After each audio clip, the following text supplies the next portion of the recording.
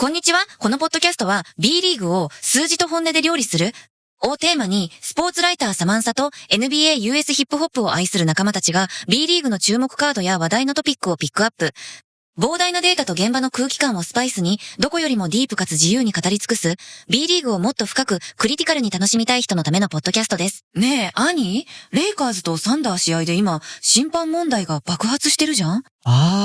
JJ レディック監督の呆れ顔動画ね。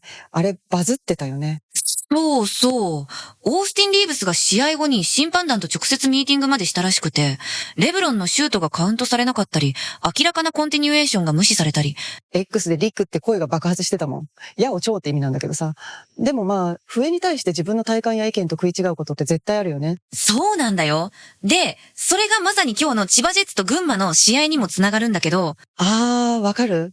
今日の試合も笛の基準がってなる場面あったよね。だよね。2026年5月9日、B リーグチャンピオンシップ準々決勝ゲーム1、千葉ジェッツが群馬クレインサンダーズをホームのララアリーナに迎えた一戦なんだけど。なんであんなことになるの？落ち着いて。結果から言うと、68対87で千葉の完敗。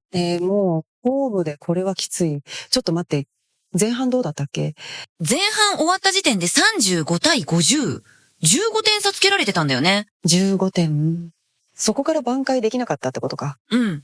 特に第2クォーターが魔の時間帯で14対28って完全に崩壊してた？あのクォーターね。見てて辛かった。いや、数字的にはね、千葉のスリーポイント成功率が 23.7% っていうのが全てを物語ってる。38本も打ってるのに9本しか入らなかった。私もそれ思ってた。なんであんなに外すの？普段ならもっと入るじゃん。で、逆に群馬はリバウンドで42本取って、千葉は34本。特にオフェンスリバウンドが群馬14本に対して千葉11本。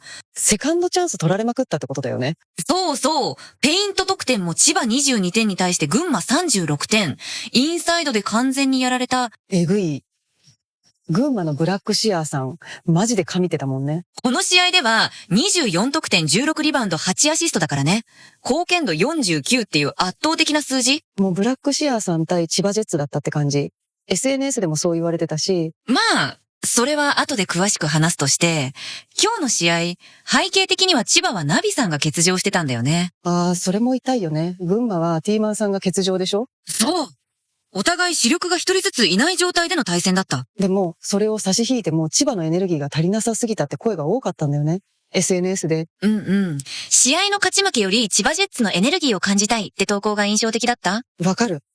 淡白すぎてさ、CS の初戦とは思えない試合運びだったもん。それ、面白い見方だわ。じゃあ今日はまず、数字の面から試合を深掘りしていこうか。リベンジのためにも、ちゃんと分析しよう。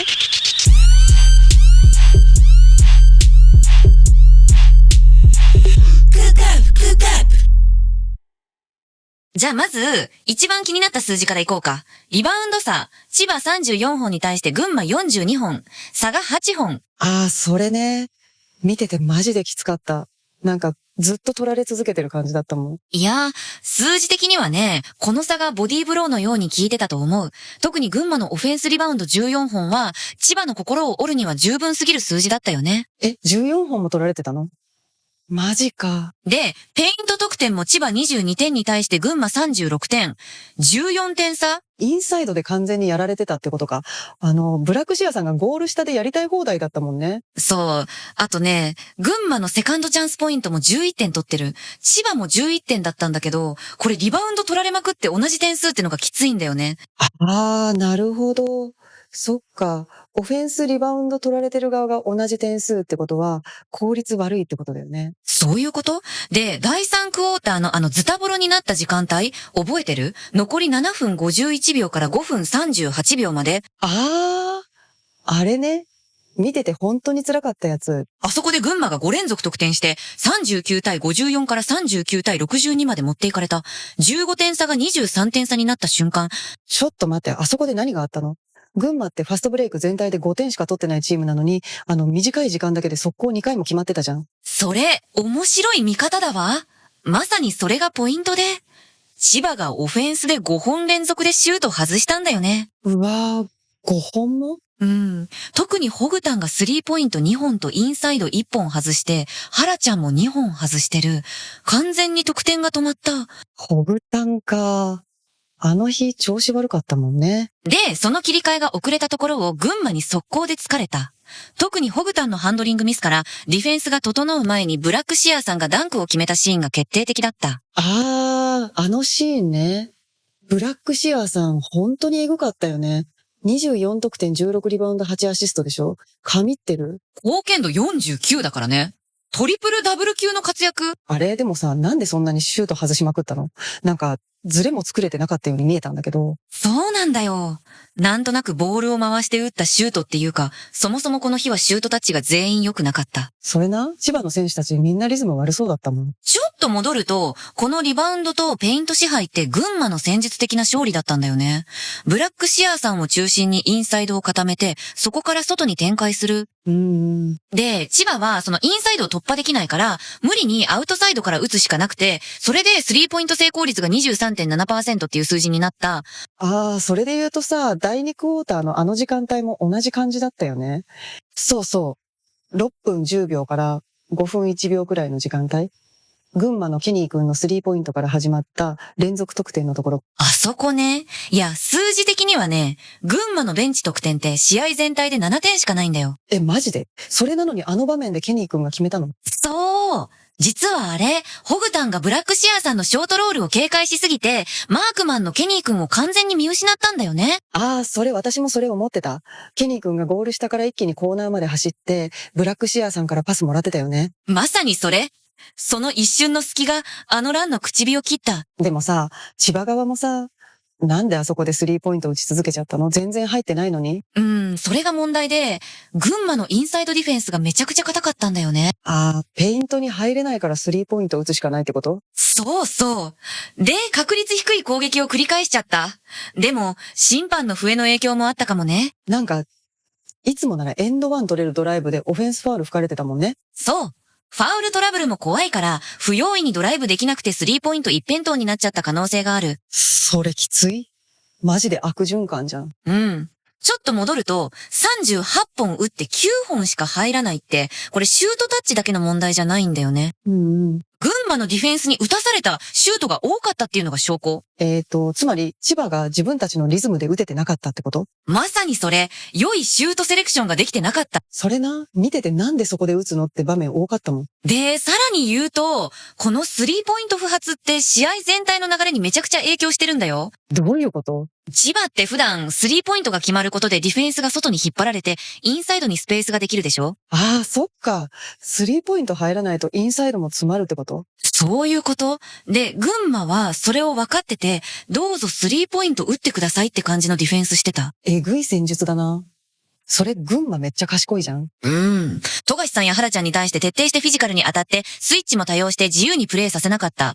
富樫さん前半めっちゃ苦しそうだったもんね。これがさ、千葉のオフェンスを機能不全に陥れた大きな要因だと思う。ちょっと待って。じゃあ千葉側の対策ってどうすればよかったの？いい質問。まず、スリーポイントに固執しすぎないこと。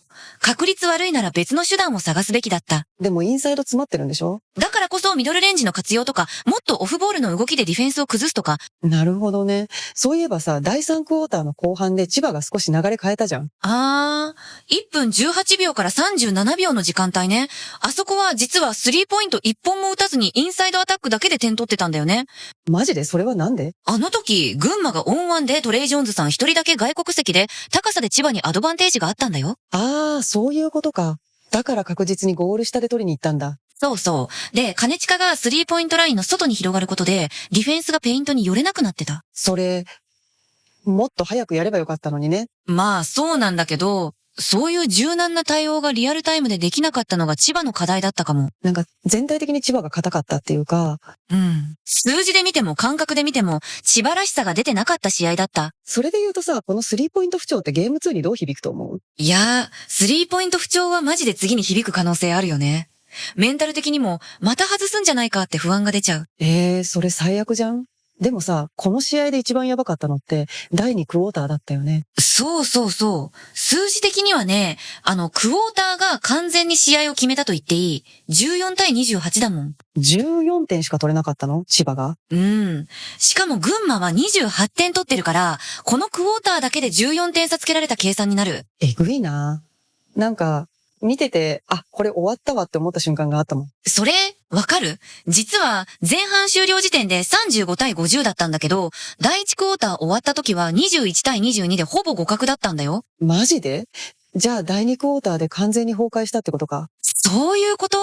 で、この時間帯の千葉のフィールドゴール成功率がめちゃくちゃ低くて、シュートが全然入らなかった。ああ、それ覚えてる。ホグタンのスリーポイントも外しまくってたよね。うんうん。しかも群馬はこのクォーター効率よく加点してて、特にペイント得点とセカンドチャンスポイントが大きかった。セカンドチャンスって、やっぱりリバウンド取られまくったってこと？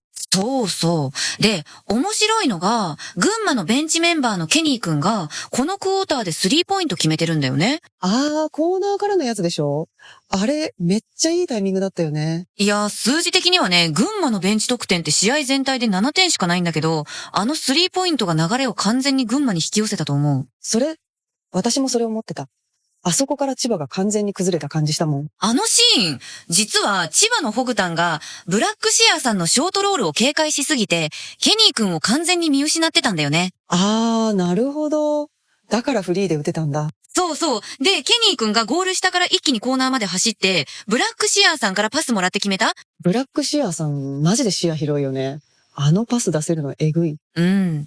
で、その後が問題でさ、千葉が点差を広げられてる大事な局面で、立て続けにスリーポイント選択しちゃうんだよね。あー、それで全然入らなくて、どんどん点差開いたってことか。そう。いや、数字的にはね、この時点ですでにスリーポイント成功率が低かったから、もっとインサイド攻めてもよかったんじゃないかって思うけど。でもさ、群馬のインサイドディフェンスがめっちゃ硬かったんじゃない？ペイントエリア入れなかったとか。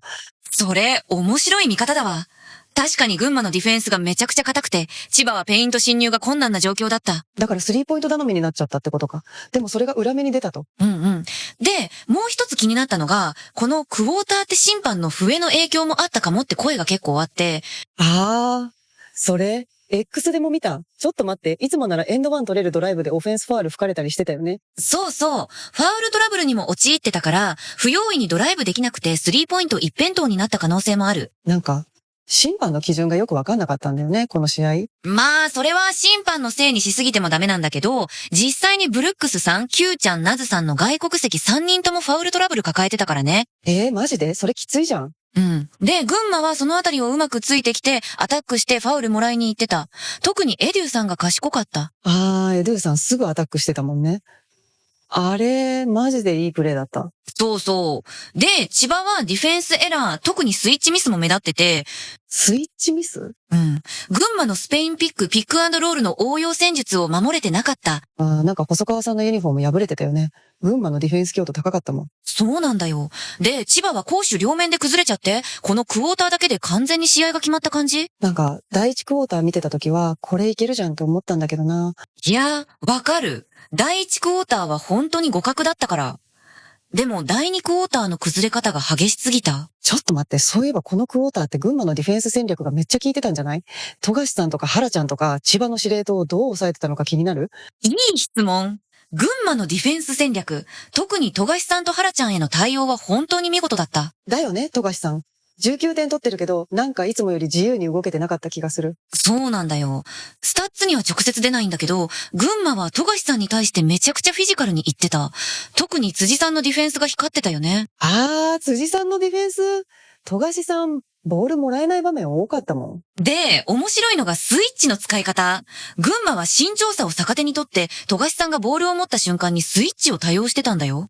どういうこと？例えば、富樫さんがピックアンドロールを使おうとすると、群馬はすぐにスイッチして大きい選手を当ててくる。そうすると、富樫さんはドライブもパスも難しくなるわけ。なるほど。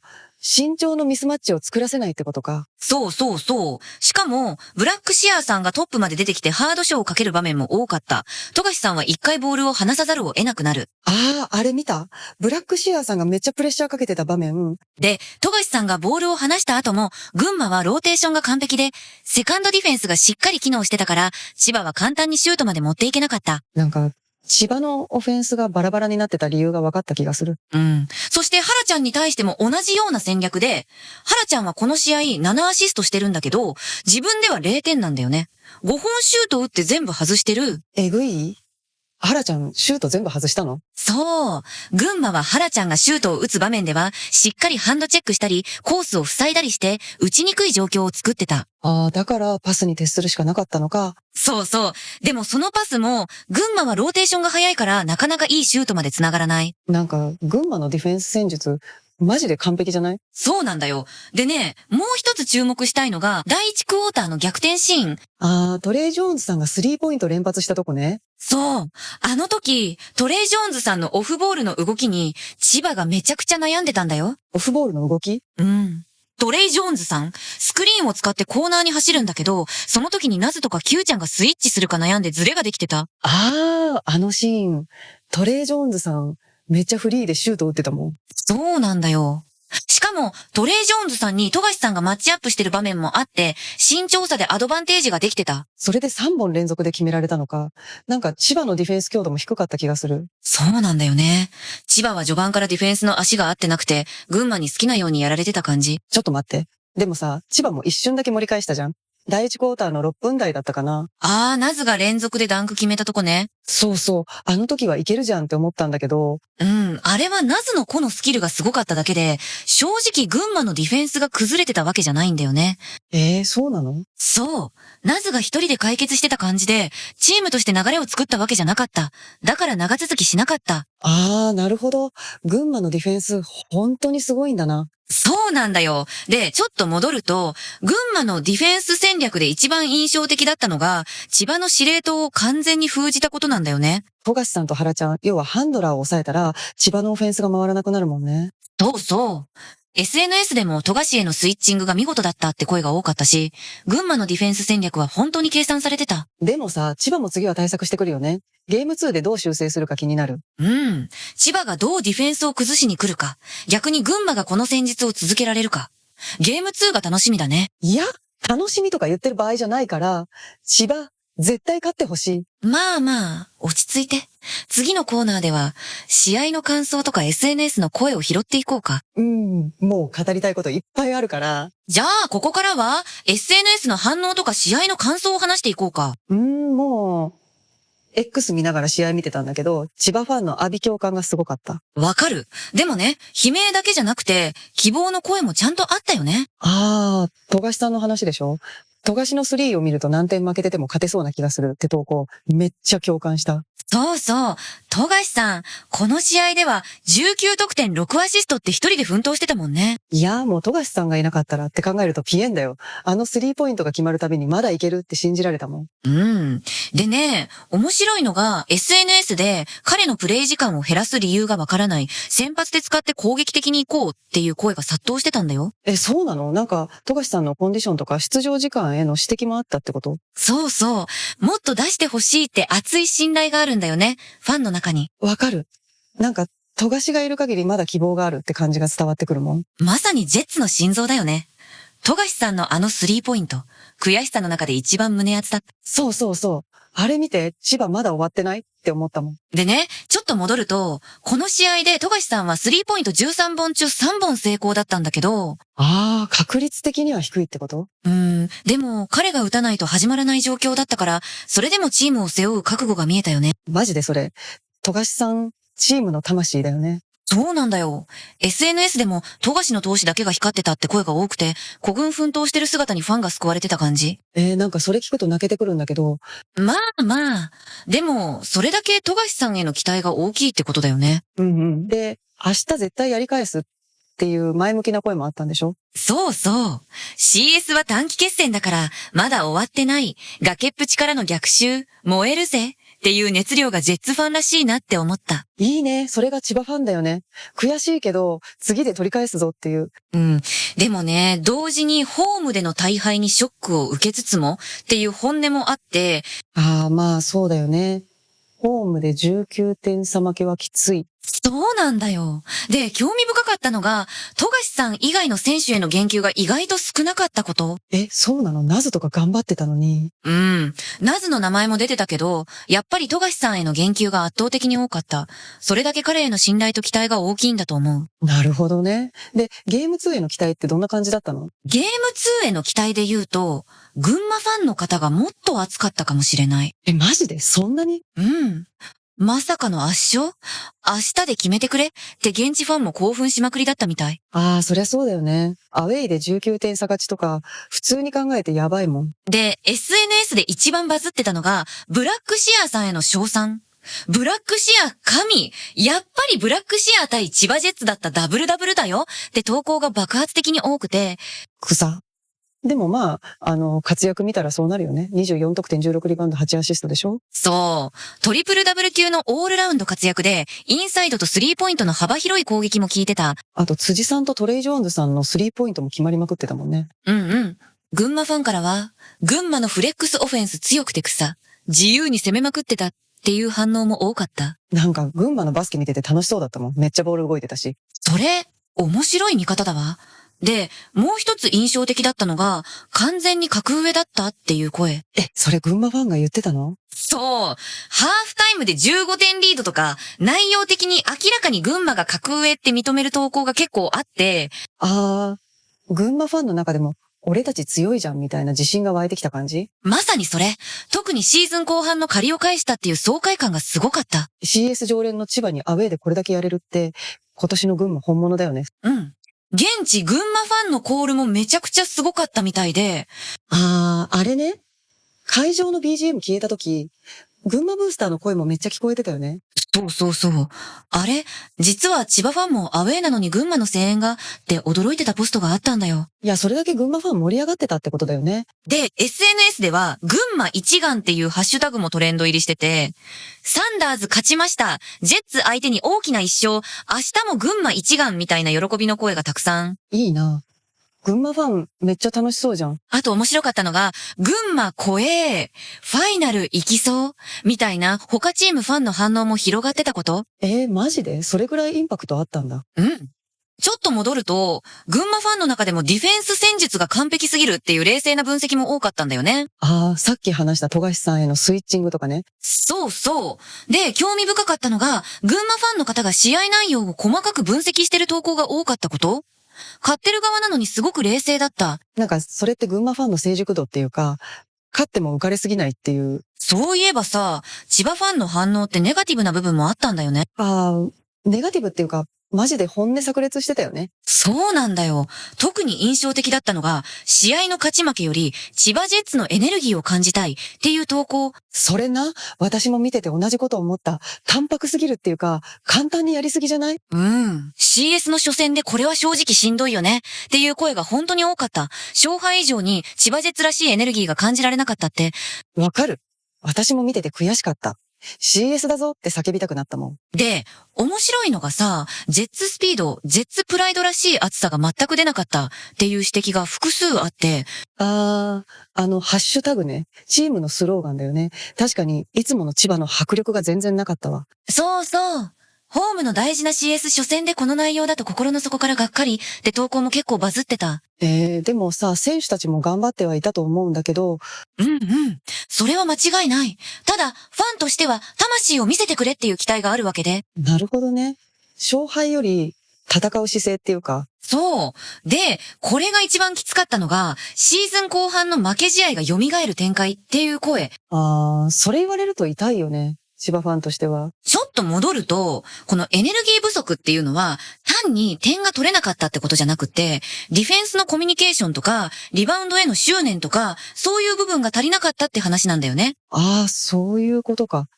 数字に出ない部分の問題ってこと？そうそうそう。例えば、ルーズボールへの飛び込みとか、相手へのプレッシャーとか、そういう泥臭い部分が欠けてたって声が多かった。なんか群馬の方がそういう泥臭いプレー多かった気がする。そうなんだよ。で、もう一つ厳しい声があって、唯一の収穫はこの舞台で戦えるレベルにない選手が複数はっきりしたことっていう投稿。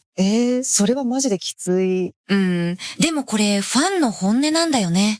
CS っていう大事な舞台で誰が通用して誰が通用しないかはっきり見えちゃったと。なんかファンって冷静だよね。ちゃんと試合見てるっていうか。そうなんだよ。で、それで言うとさ、このエネルギー不足ってゲーム2でどう修正されるかが本当に重要だと思うんだよね。それな。数字ももちろん大事だけど、やっぱり気持ちが出てないと勝てないよね。で、そのエネルギーの差を一番感じたのが、群馬のブラックシアーさんの存在感なんだよね。ブラックシアーさん。マジでエグかった。神ってたもん。いやー、数字的にはね、24得点16リバウンド8アシスト、貢献度49っていう圧倒的なパフォーマンスだったんだよ。トリプルダブル級じゃん。もうブラックシアーさん対千葉ジェッツだったよね。SNS でもそう言われてたし。そう。スタッツが全てを物語ってる。彼がいるだけでインサイドの脅威が段違いだった。リバウンドもアシストもできて、まさにアンストッパブル。しかも、なんか一見すると個の力でやってるように見えるんだけど、実はチームプレイしてたのは群馬の方なんだよね。それ、面白い見方だわ。確かに千葉は個が奮闘してた感じで、誰か一人のスタッツが突出してたわけじゃない。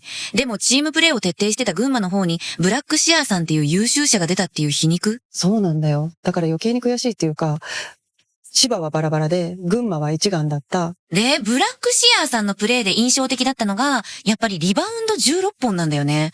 オフェンスリバウンド5本、ディフェンスリバウンド11本。5本も取ったの？マジか。セカンドチャンス作りまくりじゃん。そうなんだよ。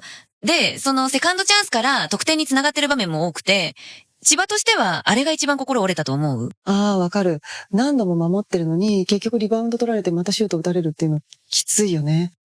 しかもアシスト8本っていうのもやばくて、インサイドからのパスアウトが本当にうまかった。あのコーナーのケニー君へのパスとかね。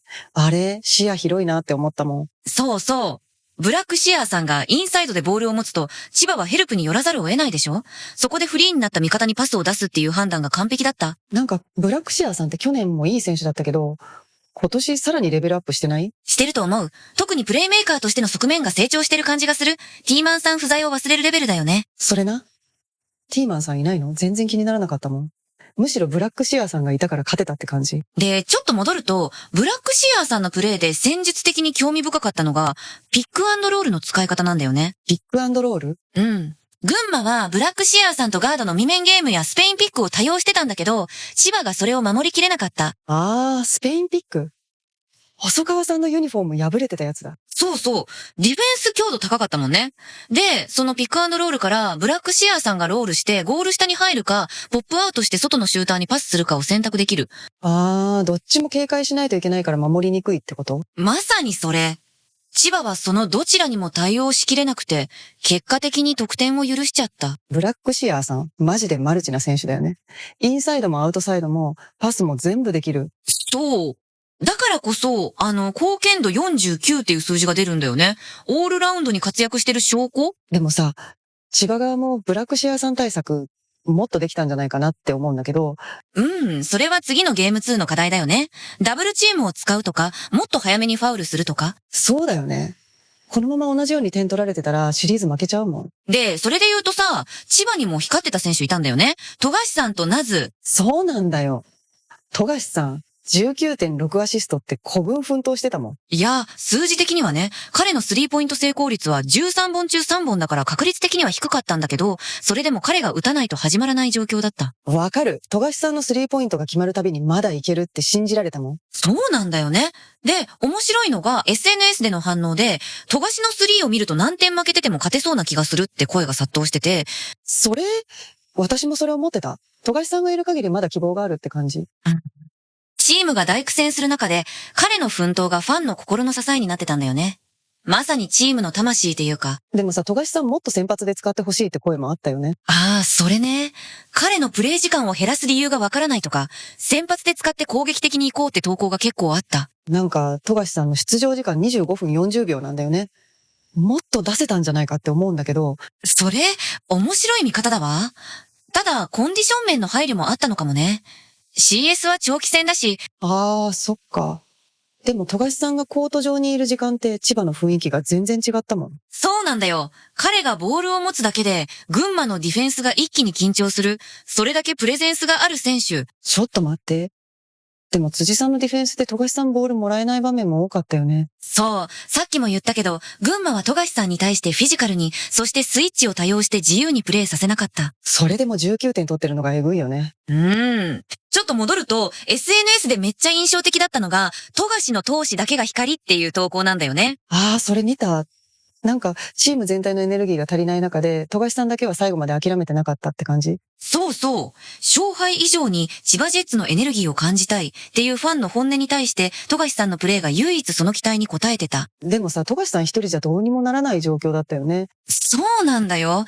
で、ジェッツファンの間では、明日絶対やり返すっていう前向きな熱量も強くて、いや、マジで明日勝ってほしい。このまま終わるのは悔しすぎる。ファンの声を見てると、富樫さんの奮闘が次戦への希望につながってるのが伝わってくるよね。富樫さん、本当にチームの心臓だわ。彼がいなかったらもっとボロボロになってたと思う。そうだね。ゲーム2でどういう修正をしてくるか、富樫さんの動きにも注目したい。じゃあ、今日の試合を振り返って最後に一言ずつまとめようか。もうめちゃくちゃ語ったもんね。そうだね。じゃあ私から、数字的には群馬の完勝だったけど、CS はここからどう修正するかの戦い。千葉がこの敗戦をどう次につなげるか、ゲーム2の戦術に注目したいね。特にブラックシアさんへの対策と、スリーポイント不調の修正が鍵になると思う。ああ、なるほど。私はもう正直に言うと、悔しい。マジで悔しい。でもこれが CS の面白さでもあるんだよね。ゲーム1でここまでやられたら、もうゲーム2は激アツになるしかないじゃん。熱いね。だってそうでしょ？千葉は崖っぷちだけど、だからこそ本気出してくるはずだし、富樫さんのスリーポイントが決まるたびに希望を感じたもん。あの投手を全員が持てば絶対勝てるって信じてる。わかる。ファンの熱量が次の試合を後押しするよね。そうなんだよ。で、群馬はこのまま勢い保てるかっていうのも気になる。ブラックシアさんが神ってたけど、千葉も対策してくるだろうし。それ、面白い見方だわ。群馬が同じ戦術を続けられるか、千葉がどう崩しに来るか。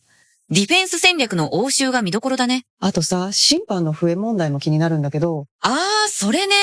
ちょっと戻ると、基準の一貫性っていうのは CS でめちゃくちゃ大事だから、ゲーム2はそこも注目したい。